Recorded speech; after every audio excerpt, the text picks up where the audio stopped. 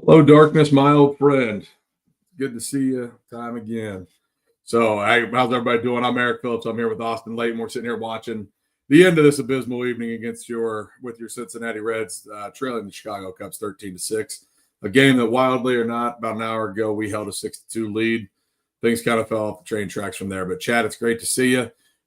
Again, I'm Eric. This is Austin. We're going to be your guys for tonight. Corey T's out of the track meet.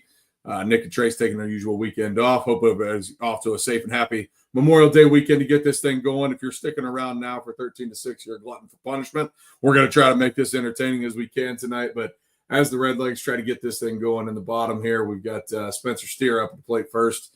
We need a hope and a prayer and a couple of miracles to come along. So, Dave Rafe Damsey, good to see you, brother. What's up? What's up? Yeah, we got a lot to talk about here in a little bit. We're gonna save it for the other side of the break after the 3 outs here, but maybe we can somehow manage to get 8 runs, and this will be a night we all remember. I've got more than 8 beers in there. If this happens, every one of them, right as we go. Let's do this. Thought it was gonna be a different show, Eric. Man, thought this was gonna go a lot different. We were texting back and forth like, oh man, we got to talk about Hunter, and man, that decision to pull him in the 4th and da. We thought it was going to be the text messages back and forth made this thing like it was going to be a really exciting show. 7th, man. Yeah. How could you not? Felt like we were on the right track. Scott Barlow had a really nice outing this evening. He gets through an inning in a third and then hands the ball over, and that's when the rubber met the road, and we met what makes these Cubbies pretty good right now. I mean, it's a tough situation to look at as Spencer's fouls went off there. But yeah, these guys are good. They are a good baseball team, and they mash. And they mash up and down the lineup. If it's not Pete Crow, it's Horner. If it's not Horner, it's Tucker. If it's not Tucker, it's Suzuki. They can pass the baton to dudes that mash. We have to pass the baton to dudes that we hope hit above their average. Yeah, and to your point, an hour ago, it looked like we might contain them too. Yeah, that's what it felt like. Although I felt like they were starting to see Hunter Greene's fastball a little bit, and so at 83 pitches when he pulled him, I felt like there was some hard contact that had started to happen. So I wasn't sure how long Hunter was going to be able to make it anyway. Yeah, coming off that extended time off, had to wonder what his conditioning, level was like, but yeah, I gave him 4. Yeah. I want to see. Yeah, I see Felons down there. He's talking about maybe Garrett Hampson can hit an 8-run homer. I think he brought that from his couch with him. It's always fun when you see guys that they got DFA'd in middle of April. And now they're up here with us. Bring them over. Yeah. He'll fit right in. And they sent Reese Hines down, of all people. Yeah. Yeah, the one dude that could mash and was actually hitting at a decent clip since he's been up here. But, yeah, we're going to run Jose Trevino out there again and watch that average continue to come back down to earth, although Tyler Stevenson did in the DH spot deliver tonight, gets his double, and looks like he saw the ball a little bit better in the second at bat than he did in his first when he was blown away by heat. But, yeah, it's the lineup itself. It's Kirby hates it, and he makes fun of it every time we say it, but reshuffling of the deck chairs on the Titanic, man. That's and if there was ever a deck hard chair, to polish a turd, right? Yeah. Garrett Hampson is a deck chair if I've ever met one. So yeah, we'll see how this thing goes. But Stevenson 3 strikeouts tonight, though. Was that his 4th? That's it. There he goes. Or no. So now we're down to 2. Just a heads up for those that have never joined us before. What we're going to do is we'll watch this third out here, and as our Redlegs get put out of their misery in a mercy killing as we trail 13-6, we'll take a 1.5-minute break, and on the other side of that, we'll come back and get into a box score recap, run down everything that happened, and try to talk to a few points about how abysmal of an evening it was down at Great American Ballpark. Not the way you want to jumpstart a series, but hey, at least we've got that really good record of coming back to win 2 games on the back half after losing the first game. I think we're like 0-23 in the last series that we've done that. So even if you win tomorrow, you turn into a situation where, you can't win the tiebreaker on Sunday because the odds say you're not going to, but just means we're due, I think is all that is. As Austin at least wins, we have 3 catchers. Yeah, we've got 3 catchers, and the one that hits is the one that happens to find the bench for a week. That's wild. No kidding. Ride the hot hand, make him the starter tomorrow. Let Andrew Abbott throw it to him. That'll be fun. Yeah, I mean, you got I to mean, figure he's going to come back to earth, but let him play that out, man. yeah, that's as opposed to where Jose Trevino is. Right. Oh man, that brings up Willie Benson. I thought there for a minute when we were down 8-6 and we had runners on first and second and Beeman had a chance. I thought, oh my God, Willie Magic is about to take off again. We're going to go up 9-8. Here it comes. Now I think he works a walk, gets the bases loaded, and that turns into Matt McLain coming up in a big spot and not being able to deliver. So, but Story of the Benson year, did see the man. ball well early. Yeah, that's exactly right. Benson did see the ball well earlier, worked the walk. Hasn't hit anything incredibly hard. I think he's actually got 2 walks on the evening now. So 0 for 1, couple walks, but we'll see how it goes. But it looks like this game is about to go final according to game day. So not sure what Willie Beeman does here, but doesn't sound like it means extending the game. So what we'll do again, folks, as soon as we get a chance to see Willie and what he does here, we're going to take a minute and 30 seconds, and we'll be right back to give you a box score recap and get things going. Ground out to first base, and that does it. We'll see you on a few. High drive, left center field, racing back to the wall, Bourgeois. The Reds are National League Central Division champions. In the air, left center field. Did he? He did! He did! Reds win! Line to right field. Genius, the first Red ever. With 4 home runs in a game. Can you believe it? In the air, down the right field line. Doesn't have a chance. The Reds have won on a 3-run home run on opening day by Ramon Hernandez. A strike away and out away is Homer Bailey. Ground ball to third. Frazier gloves. Throw to first, and Homer Bailey, for the second time in his major league career, has tossed a no-hitter. Oh, are you kidding me? Holy Moses, the second player in major league history to hit 7 home runs in the first 10 games. In the air, and the Reds win. What a dream to get into the career of Jay Bruce. Hello, and welcome in. I'm Eric Phillips. I'm joined by first-timer here on the weekend shows, Mr. Austin Layton. Austin, welcome to the show. Welcome to Chatterbox Reds as we recap a Reds loss tonight, 13-6 to the Chicago Cubs, taking the Cubs to 31-20 on the season, and your Reds are now 2 games below 500 at 25-27. Austin, man, we were talking about it a little bit here as we were watching the end of the night there. It felt like this was going to be a different show early in the game. When you jump out to an early lead, you feel like you're going to get to their bullpen early. Their starter throws about 40 pitches in the first inning. Everything's going to plan. Hunter Greene's throwing well. Then the third inning happens. We start to see a little bit of a chink in the armor, and then it turns into a 4-2 game. Next thing you know, we're up 6-2, and then the bullpen comes in the 7th, and things kind of go haywire. But initial thoughts on what was a pretty tough one to watch tonight? Yeah, no doubt. To your point, I mean, it felt like it was just, an hour ago that we thought, man, this is, a nice Friday night win for the Reds. They got the City Connects on. It was starting to feel like June of, 2 years ago again when they went on that hot winning streak and the Cubs are in town. You want to look good, obviously, while you're playing the first place team in the division, but man, it turned quickly in the 7th. Couple, mistakes on defense, I guess, to say the least, and we never got back, from there. But it was tough, man. I'm glad to be on the post game show with you. So let's hash out a loss, I guess. Yeah, no, we'll talk about it a little bit. We've got a couple of topics we want to get into tonight. Talk about the return of Hunter Greene. We'll get into what that offense did early and how it was exciting to see. It wasn't playing the long ball. The Reds do not hit a home run tonight. Came close on a couple, but didn't actually get one to leave the yard. Matt McLain continues to struggle, both with the glove and at the plate tonight. Comes up in a big spot and doesn't deliver.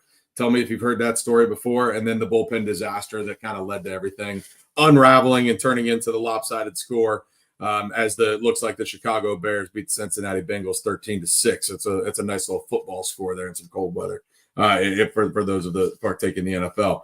But tonight we'll get into a box score recap and Then we'll get into our deep drive of the game presented by Deep South Commodities. But for a box score recap, this was a 6:40 start. Your Redlegs took on the Chicago Cubs. We had Hunter Greene go to the mound against Matthew Boyd. It started off in the first inning, hot with the Redlegs. Friedel doubled down the line. It was actually a base hit that was picked up by the bat boy. And instantly saw regret as everybody threw their arms up of like, oh, no, what are you doing? But they did grant him second base for fan interference.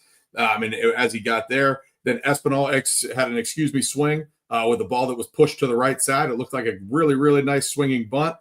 In which case, Matthew Boyd tried to get really cute and glove one over to first base, puts it over the head. Friedel comes around to score from second, and that makes it 1-0 Redlegs. From there, an Elly De La Cruz single makes it, an Elly De La Cruz single puts runners on first and third. An Austin Hayes single makes it 2-0. Then a Spencer Steer double makes it 3-0 Redlegs at the end of the first inning. You did have in that inning also, you had second and third with nobody out. And it's after a Stevenson walk, you had the bases loaded. And you had a Jose Trevino pop out, and then the $1 million man himself, Connor Joe, hits into an inning double play. And what felt like should have been more than 3 runs there in the first inning, you leave it a little bit unsatisfied, even though you're up 3-0 after 1. So we'll see how that plays out here towards the end of the game. That was it for the scoring until the bottom of the third, when Austin Hayes leads off the inning with a triple with a ball that hit off the wall. And it was actually kind of misplayed by the left fielder there, and also by Pete Crow Armstrong. It looked like a ball that could have been caught, but as it caromed off the wall, a pass ball a couple pitches later actually scores Austin Hayes, making it 4-0 Redlegs. Then we get to the top of the fourth, where Seiya Suzuki hit a double to lead things off, followed by a Pete Crow Armstrong 2-run home run that got the Cubbies on the board, making it 4-2 Reds. In the bottom of the fifth, a Spencer Steer single, a Tyler Stevenson double makes it 5-2 Reds, and then a TJ Friedel single makes it 6-2 Reds. You feel like you're in the driver's seat in the top of the fourth. Then we get to the bottom of the fourth. Hunter Greene gets out of a jam, but gives up a ton of pitches as he works himself up to 83 pitches through 4 innings, and that was going to be all she wrote for Hunter. As the bullpen comes in, we flipped over to Scott Barlow. He works a good fifth. He works the first out of the sixth. He works a good fifth and first out of the sixth. And then we turn things over to Ian Jabot. Turns it over to Taylor Rogers. Taylor Rogers gets out of that. Then we get to the top of the seventh. Scott Barlow gets Dansby Swanson on a fly out before Ian Jabot comes in, a Nico Horner single, followed by a Shaw fielder's choice to Matt McLain, in which he tried to tag the runner coming from first to turn a double play. They don't call out of the baseline. He slides into second safely, and what should have been the second out of the inning turns into runners on first and second with just 1 out. After an Ian Happ single down the left field line, Tony Santillan then works with the bases loaded. Kyle Tucker singles, and then kind of making it 6-4 Redlegs. Then Seiya Suzuki singles. And after that, Pete Crow Armstrong comes up with the biggest hit of the game, and he hits a grand slam off the right field foul pole. They did go back and review it, and in doing so, it did just barely glance off of that right field foul pole, and it changed directions pretty evidently on video review, making it 8-6 Cubbies. But that's not all. Once they got to the top of the eighth after a Nico Horner double, Ian Happ walked, and Seiya Suzuki hits a 3-run bomb into the left field seats, making it 11-6 Cubbies. And then in the top of the ninth, off of Luis May. I'm sorry, I have my pitchers mixed up here. Off of Luis May in the top of the ninth, after a Michael Busch walk, Dansby Swanson hits an Oppo Taco home run, making it 13-6 Cubbies. And that was your final score. Hunter Greene, after 83 pitches, 4 innings, 3 hits of 2-run baseball. Matthew Boyd went 4 innings as well, 8 hits, 4 runs of baseball. The Reds also threw up a lot of relievers, got the bullpen, a lot of work tonight. Scott Barlow goes an inning and a third. Taylor Rogers, 2/3 of an inning. Ian Jabot only records 1 out as he loads the bases and leaves them loaded for Santillan. Santillan doesn't record an out before getting pulled. Brent Suter comes in and does what he's supposed to do and actually takes the ball in a really crap situation. Gets a 1 2/3 of an inning taken care of, and then Luis May finishes out in the ninth, does give up the 2 runs on the 2-run home run. But yeah, your box score tonight, 13 hits, the Cubs scored 13 runs on 13 hits. They did have 2 errors in the game. The Reds had 6 runs on 13 hits, but did not commit an error, even though that Matt McLain play sure as hell felt like an error at the time. And it's one of those things that damned if you do, damned if you don't. You're trying to make a play. I get it.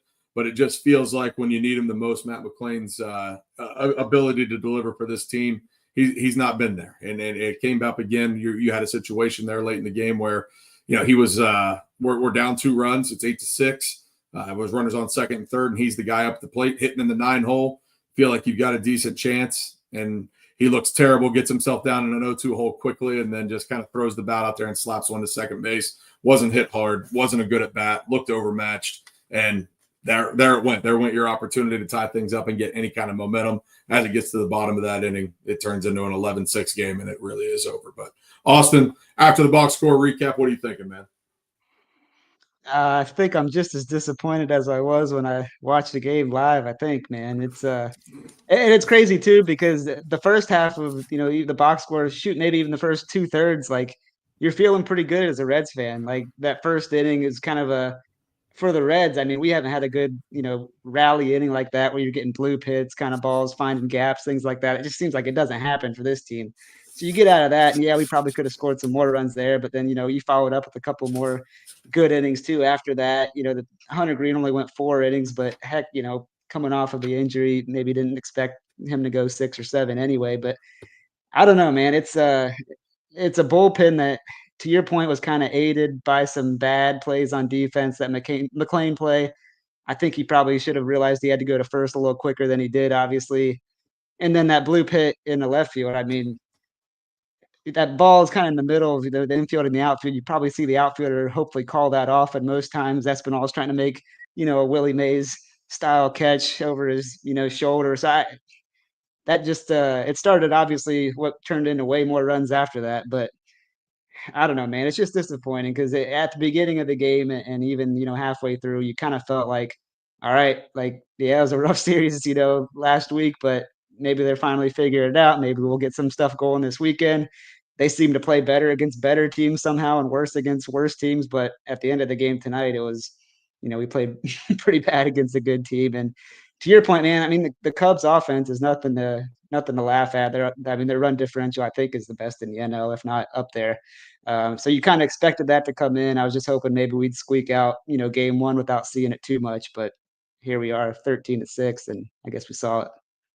Yeah, and you come into a weekend where you got your best 3. You go Greene, Abbott, Lodolo, and you think that yes, it's a great offense. It's coming to town. You're going to have to score some runs to win. This isn't going to be a 1-0 type of series. Although we've seen plenty of that in our days too. But if it's going to be a 4-3, if you're starting pitching and everything can kind of keep them at bay, and it seemed like it was going to work well. I think we were 21 pitches through 2 innings, and then over the course of the next 2, he throws 62 pitches.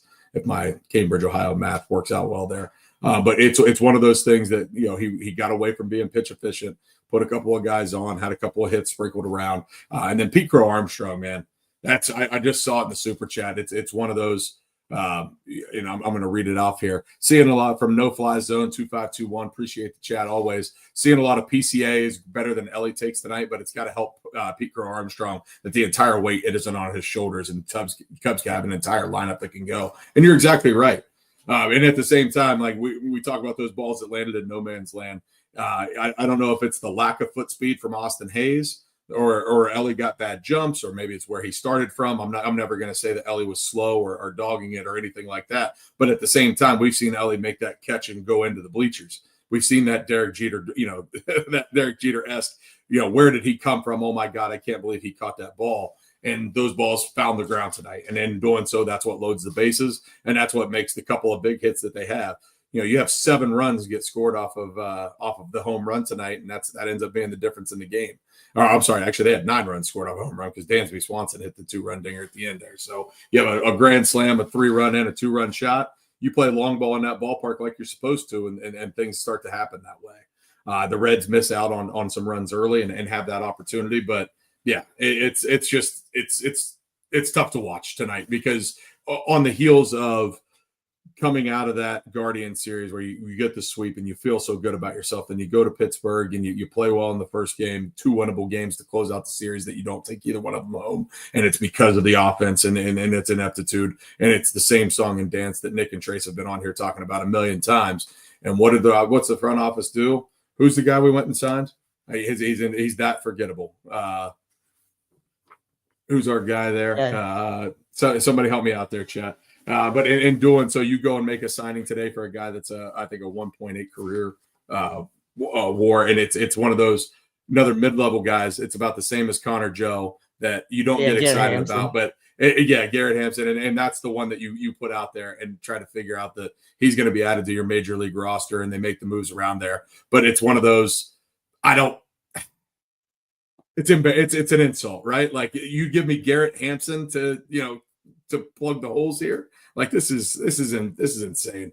There's no help there. There's no help coming. Spencer Steer starting to hit the ball well, 3 hits tonight, but we're having to sit here and watch Tyler Stevenson and things like that. And I'd run a little bit of a study today trying to figure out, like, in this offense and where we're going, what exactly has happened. Like, who did we expect to play well versus who's not? And I took into account, like, everybody in the starting lineup tonight's batting average so far this year, and what their best career batting average is, and then what their actual career average is.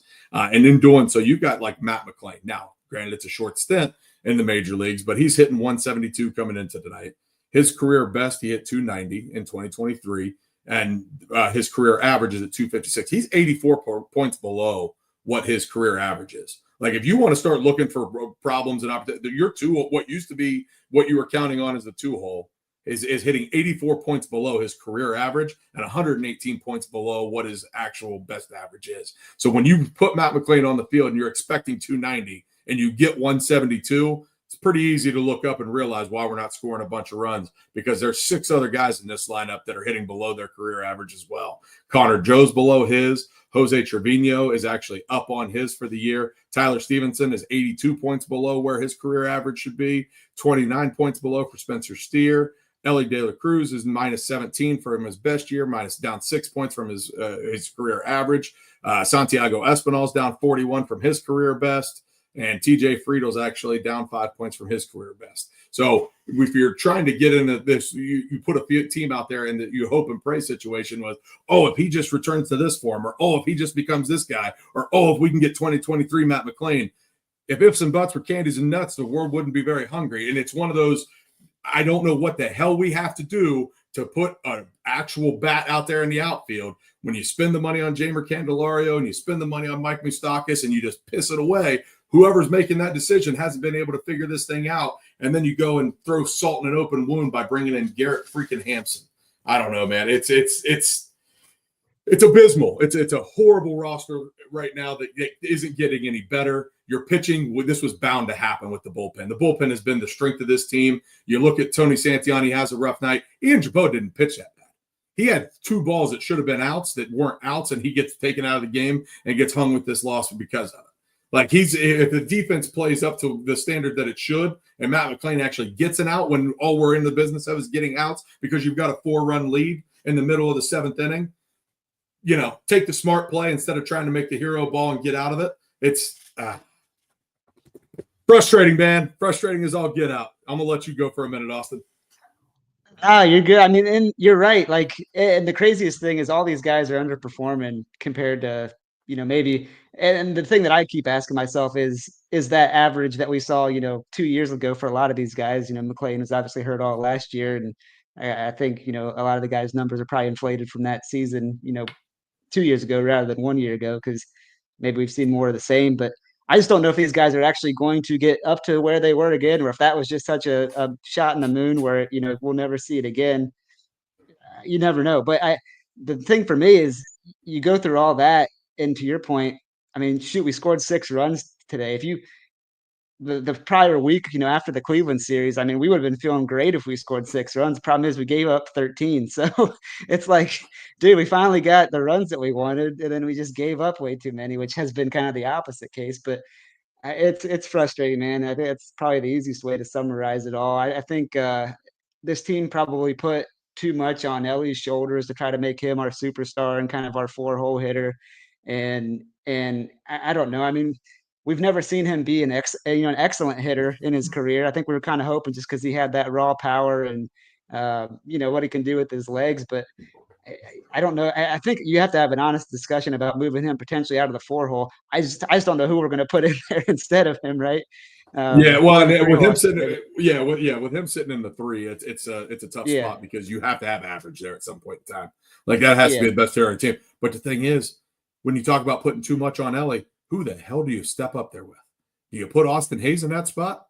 I mean, is that really what we're going to as a 3-hole hitter? I mean, if Spencer Steer can get hot, he can go up and be that guy. You know what I mean? Like Spencer Steer at his best is a guy that hits for extra base hits, but the swing and miss rate is just as bad, if not worse than Elly's. And so he's playing with dudes that if everything goes according to plan, like we have to have perfection on the defensive side, and our starting pitching has to be one of the top 5 in baseball in order for this team to get wins on a regular basis. So heaven forbid this starting pitching rotation actually takes a step back, which I don't want to say the sky is falling, but at the same time, it's probably going to happen. Like the water finds its level at some point in time. These guys are good. I don't know that we've got 5 dudes that are this good. Nick Martinez going 6 innings and giving you 3 quality starts in a row probably doesn't last the entire season. Andrew Abbott having the year that he's having, I think he's a sub-2 ERA right now. That's probably not going to continue for the rest of the season. And so when that wagon does stop, what in the world is there to keep the whole thing going? You're going to have to get into some shootouts. You're going to have to get into some slugfests. And again, I ride the idea of these guys are young and the momentum train is a big thing. And what Will Benson did for us in terms of being a spark and hitting the ball out of the ballpark a couple weeks ago felt like it was really something moving. It felt like we were going to get something and we were going to row the boat in the right direction. But you're right back into it when you go get beat 1-0 again. And you go out and you can't score runs against the damn lowly Pirates. It's a situation that tonight you're up 6. As soon as Pete Crow Armstrong hit that home run, did anybody in their right mind think we had a chance tonight? There's no way in the world you could watch this team and think, yeah, we've got the gumption to get up off the mat. At some point in time, somebody's got to get pissed off. Somebody's got to throw a chair. Somebody's got to punch somebody in the face. Somebody's got to something has to happen. Like you have to change something. I hate Tito's answer to Charlie Goldsmith the other night when he goes, oh, there's no magic potion. If you think it's lack of trying, to hell with that. He's asking you the tough question because as a manager, you're expected to get the best out of these guys. And as we just read, 7 of your 9 in the starting lineup tonight are hitting well below their freaking average. You don't have the best of what you have available. You're not even getting the best out of the dudes that are here. And then you bring in the best that you can get is Garrett Hampson. Give me a break. This is embarrassing, man. It's like the definition of insanity is doing the same thing over and over again and expecting a different result. And we're approaching that point of the season where tuning in feels like a chore because you're going to watch. And as soon as they give up a run, well, night's over. Go get your housework done. Go do whatever, because as soon as you're down, you're out. This team doesn't come back. There's not a backbone. There's not a stopper. There's not a star that can actually put you over the edge and get you to the point that you feel like you're always in a ball game. The 2023 Reds were young enough and dumb enough so you could actually believe that you could actually go back and win a game. And we didn't give a damn if it was the Atlanta Braves or if it was the Philadelphia Phillies or the Mets or the Yankees or the Cubs. It didn't matter who it was. If you came in here, we were looking to beat your ass. That's not what this team is. This team is, hey, man, if we get the starting pitching and happen to scratch across the run, we'll do everything we can from a defensive standpoint and stand on our head, and we'll try to scratch a claw, win, and we'll call ourselves gritty. But in reality, what it also is as soon as things don't go exactly according to plan, we fall off the face of the earth and we tuck tail and go run and hide and wait for tomorrow and talk about trying to win ball games every day when you go sign Garrett freaking Hampson right before the game starts. Come on. You're not trying. You're not trying. Oh, my goodness. Sorry for and those the frustrating thing about And the frustrating thing about all of it is Terry Francona was kind of brought in to not only fix that, but make it better. You know what I mean? Like he was brought in for what? Accountability, making these guys do the right thing. And if anything, I mean, everybody for the most part on offense has regressed. I can't, put all the blame on a manager for that, but it's frustrating. And if you are Tito, you got to be thinking, what the heck did I come out of retirement to do this for, man? So it's probably frustration on both sides. I don't necessarily see it getting much better unless some guys get hot. To your point, they need some momentum in a bad way. And you thought they had it coming out of that Cleveland series, and then they just pissed it all away in Pittsburgh. You benched your damn momentum. Yeah. Hold on. Yeah. Well, and that's the thing too. Let me run through these numbers again. You sat the hottest hitter in baseball, the National League Player of the Week, for a 182, a 213, a 242, a 172, and a 241. He couldn't crack that lineup. The National League Player of the Week couldn't crack that lineup. Give me the lottery ticket, as Trace says. Give me the lottery ticket. Don't give me the sinking ship. Give me the rocket flare that might save our asses. Give me the freaking SOS call and let me have a chance of getting off of this freaking sinking ship. Because at 25 and 27, we've still got a chance here. There is still a ton of baseball to be played, and we get to play these assholes 5 more times in the next week. And I want nothing more than to beat their freaking brains in. I hate the Cubs. I hate the Cubs more than I hate the Cardinals, even coming up there. And somebody in the chat, Cubs fan here, oh, it's okay. I see the Reds. Shove it. Just absolutely shove it.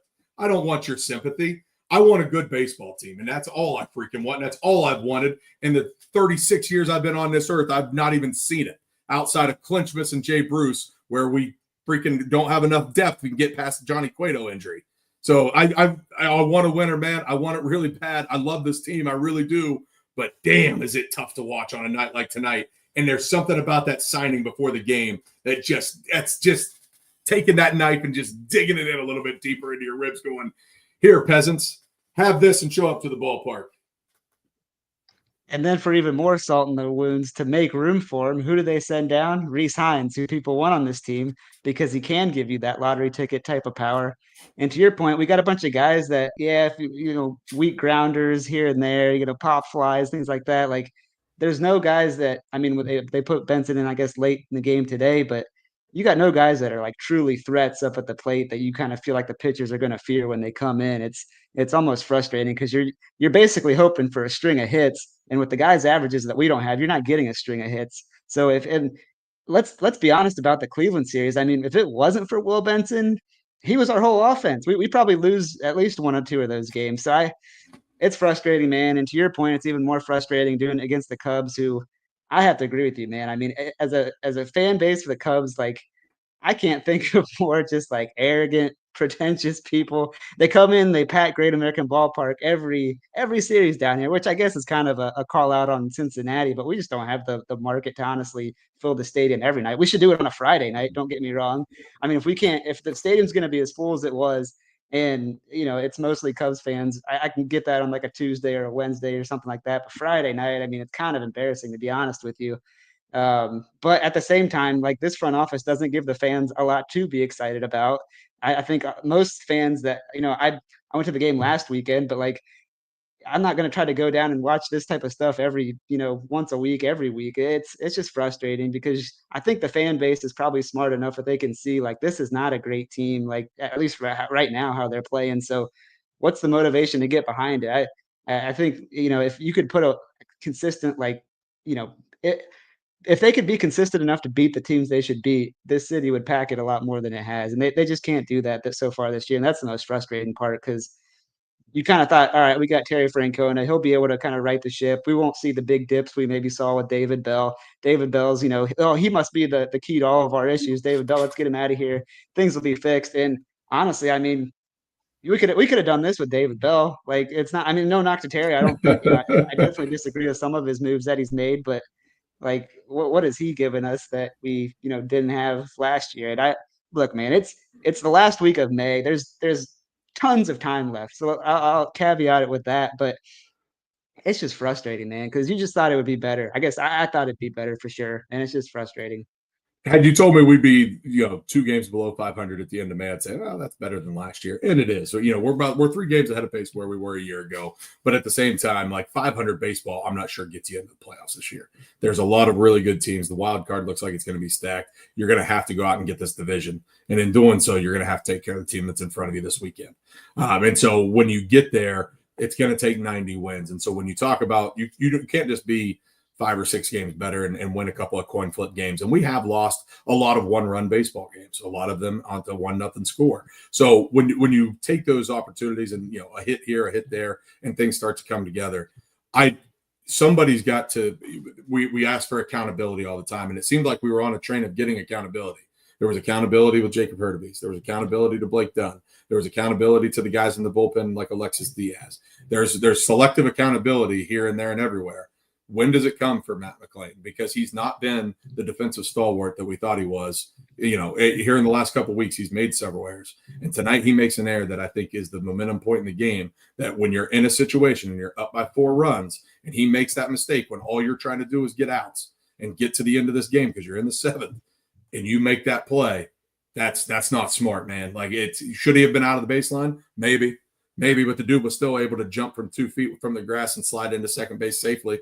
And you still had time to probably make that throw once you realized you weren't going to be able to get to him with the ball. and then the ball down the left field line hits off of Espinal's glove. Yes, that's a ball that needs to be caught.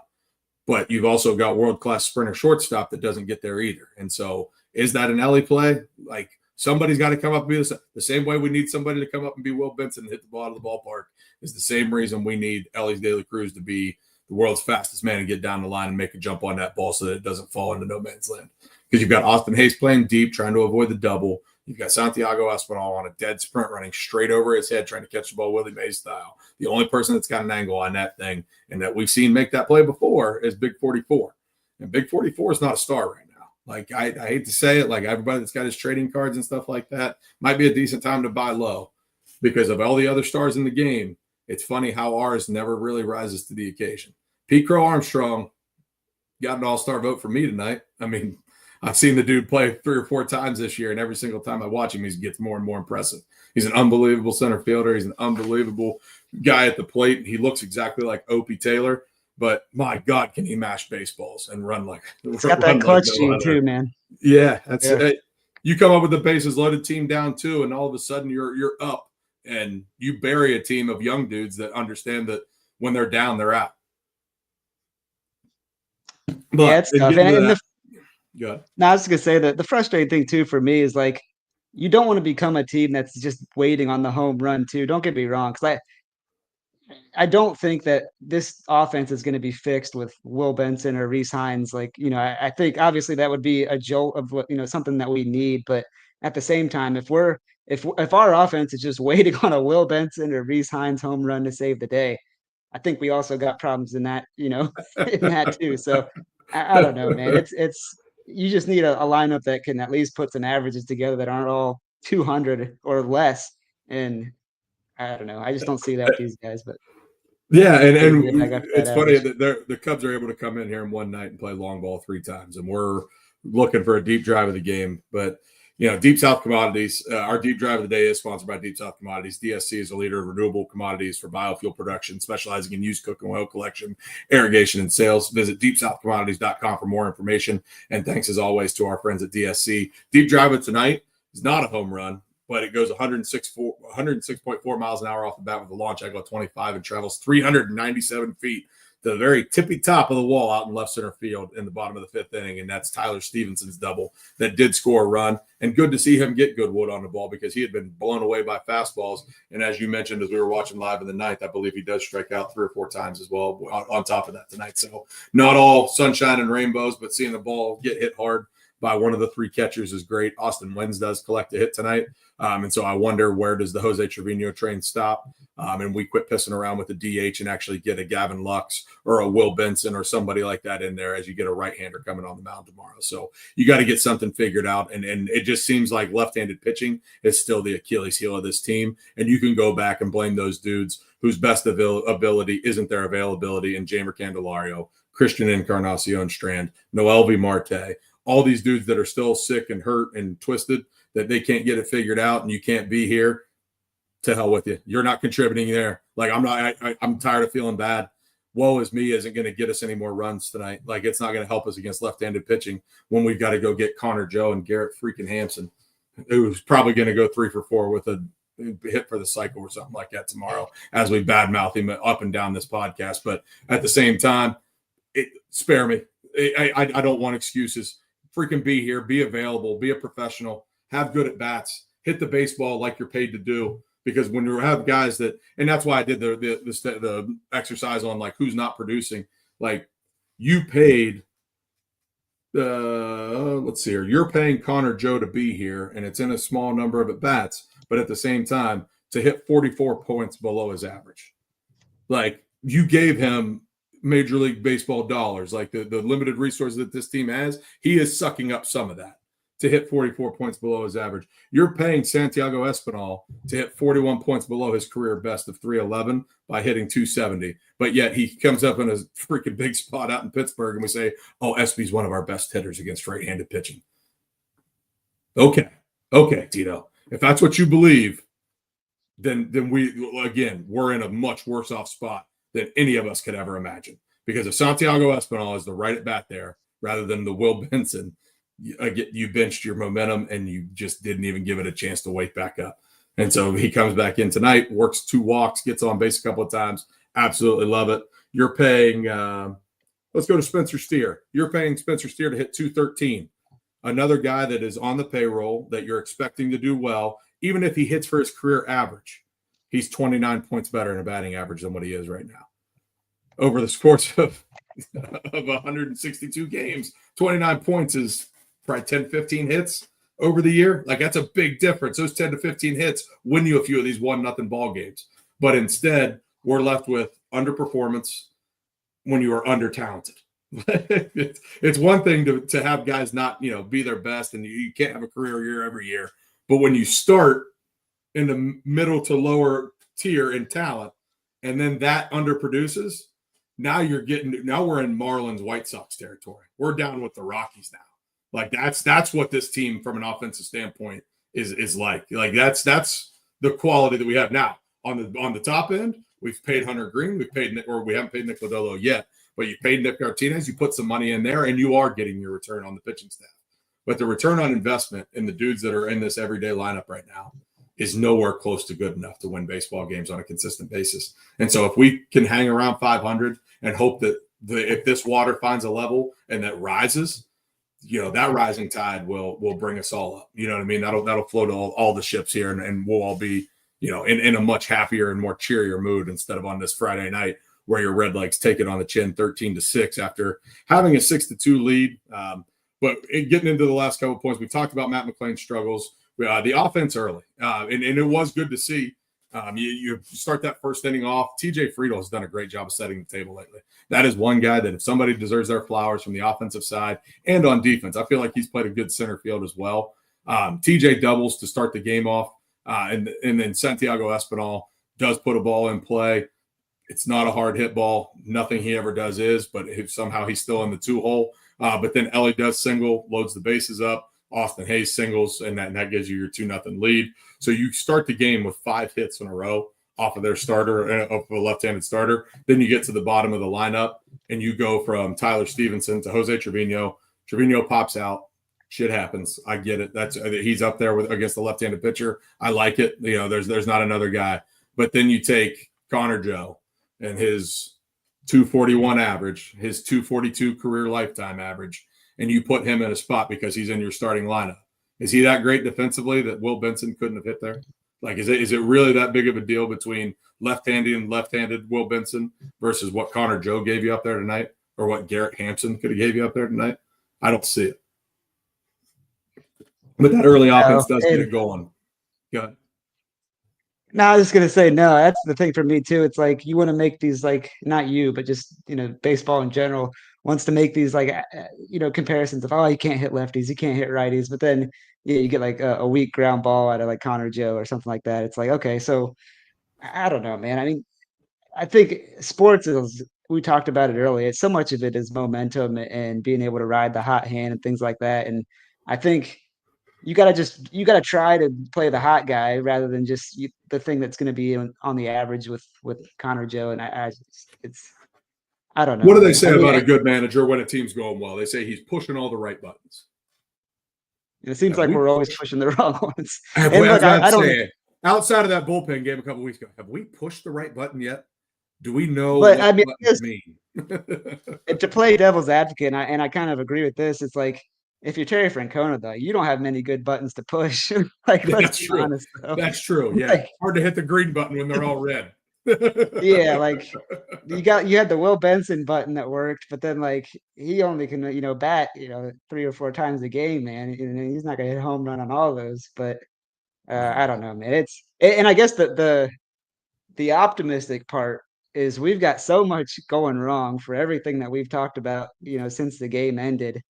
And these guys are 4.5 games out of the wild card. So look, man, I mean, I'm not telling you, I'm trying to, talk myself into watching these games because I'm going to be around anyway to watch them. So I might as well try to enjoy it. But the good news is if even half of this starts going right, like, it's going to get better. Like, I mean, dude, like who in the lineup outside of like Espinal and to your point, Friedel is like, you're feeling good about. So if any of these guys just figure it out, like we might have Austin Hayes is hitting 316.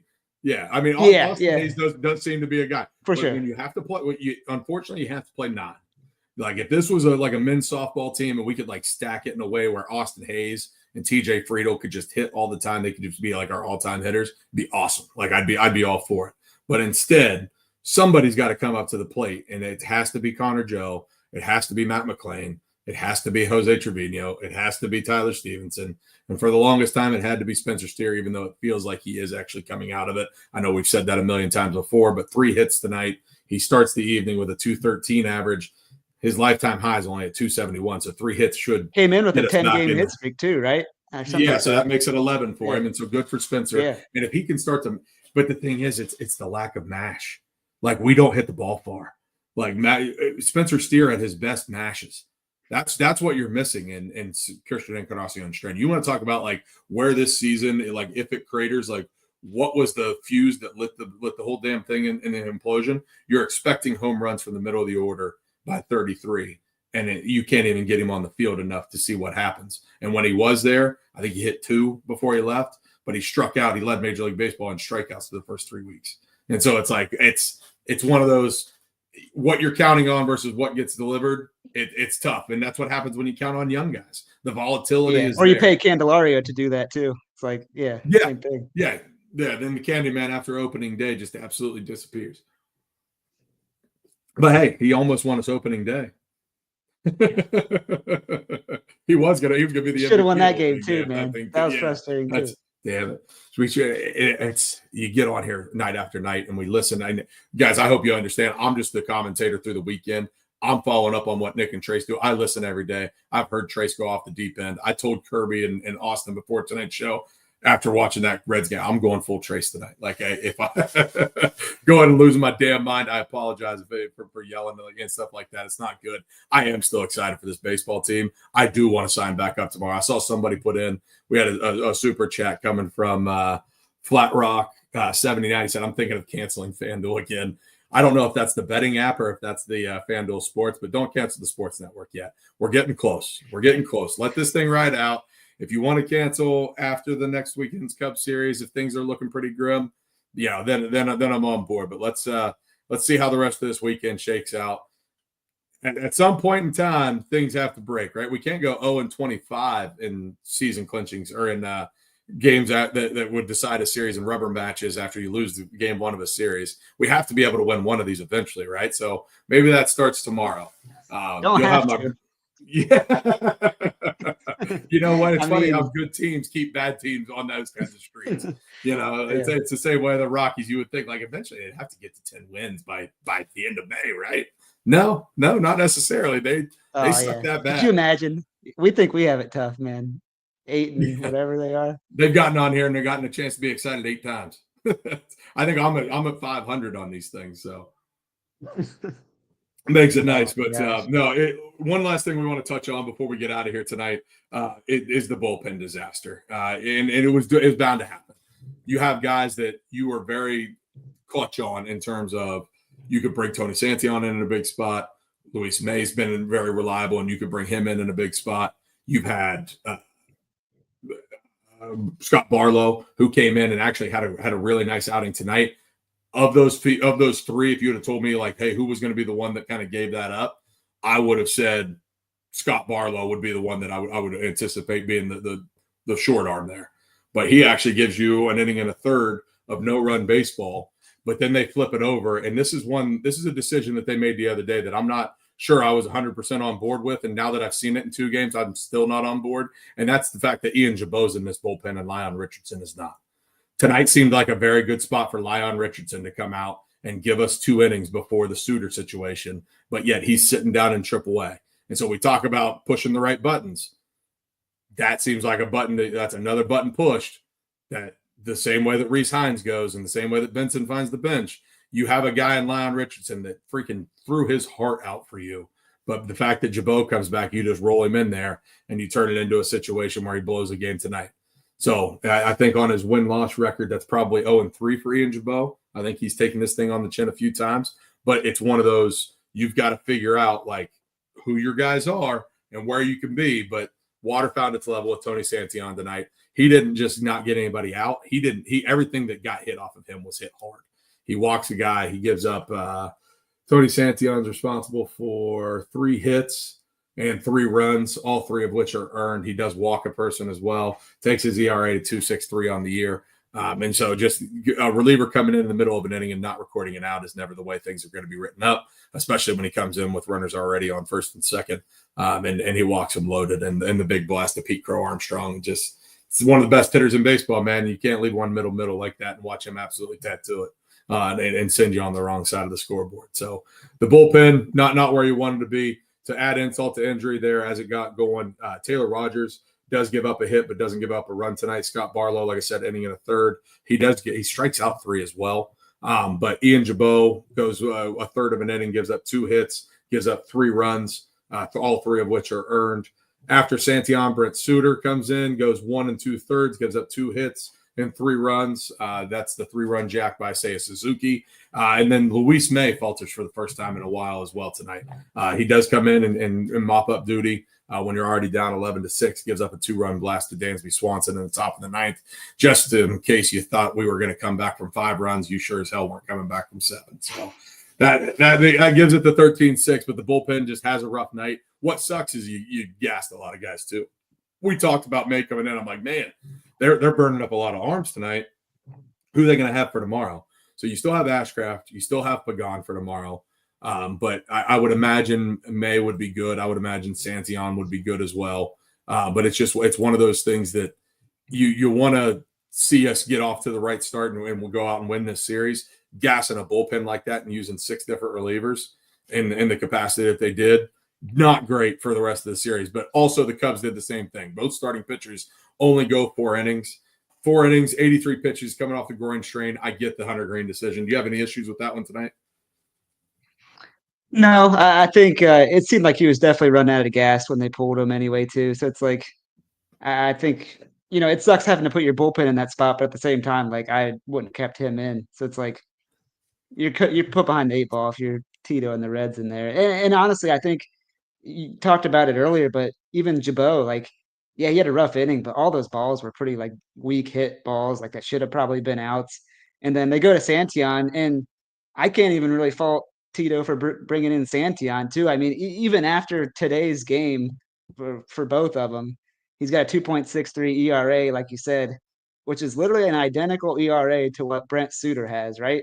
And I think most people would probably say, all right, Brent Suter's been pretty good for us, right? So if you look at the numbers, like just ERA wise, like, and honestly, I think Santillan's been good too. So the point I'm trying to make, it's like, even if you're Terry Francona, like you're all right, Jabot maybe doesn't have it. Like at least we're bringing in Santillan. He's been pretty good for us. And then he gets lit up. So it's like, you can't even win. You're making like a statistically decent decision, I would say. So it's just like, what do you do at that point, man? It's just, I don't know how many times I can say it, but it just seems like everything's going wrong that could go wrong for this team. And it's almost like, you don't want to, bank your season on hope, but you're almost just like, well, it's gotta, you would think it's gotta get better. Like, I gotta turn around at some point, man. Yeah. So unfortunately, you're in a situation where Ian Jabot does not have any more options. And so if you were to send him down, you're DFAing him. And so I would love to see Lyon Richardson come back up and be another arm in this pen tomorrow. I don't know what move you could make. You could put Luis May back down. He's got 3 options left. Graham's got options, but you're not going to burn Graham. You're going to throw him tomorrow. But Santillan has nothing left. Pagan not available. Taylor Rogers not available. Suter, all those guys are not available to go down. And so you want to try to figure out, if it's worth the DFA of Jabot, he probably gets snatched up by somebody tomorrow. And that's fine. Let's flex a little bit of depth because there's also Zach Maxwell still sitting down there in AAA that we're excited to see. And if he's anything like Luis May, like there are still arms that can be added to the quality of this as Connor Phillips starts to make his debut in the bullpen and tries to get things right. It's one of those situations where we don't have time to hang on to piss poor relievers when you've got a decent stable. Tonight's one of the first times it falters, but unfortunately it is a guy that has faltered several times already this year in Jabot. And so it's, is that a decision that you have to make? But, I never want to wish ill will on a guy. I do love Ian. He's got the best walk-in song with the big X to plug Texas as he comes in from the bullpen. So as for me and the boys, that's one of our favorites to bop to in the ballpark. But no, it's a rough night for the Red Legs. It sucks. But if you are down in the dumps, if this win has you that desperate, I want you to call 988. We want to remind you that you can call or text 988 anytime, day or night. The 988 Suicide and Crisis Lifeline is a place to get support for anything related to mental health, whether it's an immediate crisis, simply wanting to find out how to connect with care, or anything in between. It's 100% confidential, secure, and anonymous way to reach out for help when you don't know where else to turn. To connect, call or text 988 or mantherapy.org to get help. It's okay not to be okay. I've gotten on here and ranting and raving like an idiot tonight. My mom's going to be pissed. I'm going to get that call tomorrow of like, you shouldn't be yelling like that. But I'm a passionate fan. I hope you guys are as well. Chat, we really appreciate you. I hope you like and subscribe to the stream. We've got almost 700 folks in here tonight. I hope you take that 988 stuff to heart. If you know somebody, if you need something, just write that number down, have it there for yourself at all times. And as we hit 700 viewers, we appreciate every single one of you coming in here and joining us tonight. Austin, did you have some fun tonight and joining us on our on your first time on a Friday night? Yeah, man. I wish it was under different circumstances, certainly, but no, man. Good. I'll talk Reds with anybody, so it was good to hop on, air our grievances a little bit. And hey, I guess the good news, depending on how you look at it with baseball, is they play again tomorrow, so we'll be after it again. I won't be on here, That's I don't right. think, but hey, yeah. So, but the Reds will be back at it, and shoot, it's a new day. Yeah, it's a new day, and we don't even have to wait 24 hours. So tomorrow, your Reds and Cubs are back at it at Great American Ballpark. The Cubs are bringing in right-handed pitcher Colin Ray and his 2.38 ERA to face off against Andrew Abbott and his 1.80 ERA. And I'll be back with my brother Corey T. Phillips tomorrow in the ninth inning. We appreciate all the support and discussion in the chat. Like I said, I'll see you tomorrow night. Austin, you are more than welcome on here anytime, man. Really appreciate having you. Thank you for jumping in with we had a track meet scheduling conflict that popped up because my niece actually qualified for an event this evening. So hopefully she ran well or threw well or whatever the hell she was doing in that track meet tonight. But Maddie girl, we love you. And we hope you were able to perform. Corey T, glad you were able to see it. But there's going to be another day. We're 25-27. Again, 4.5 games out.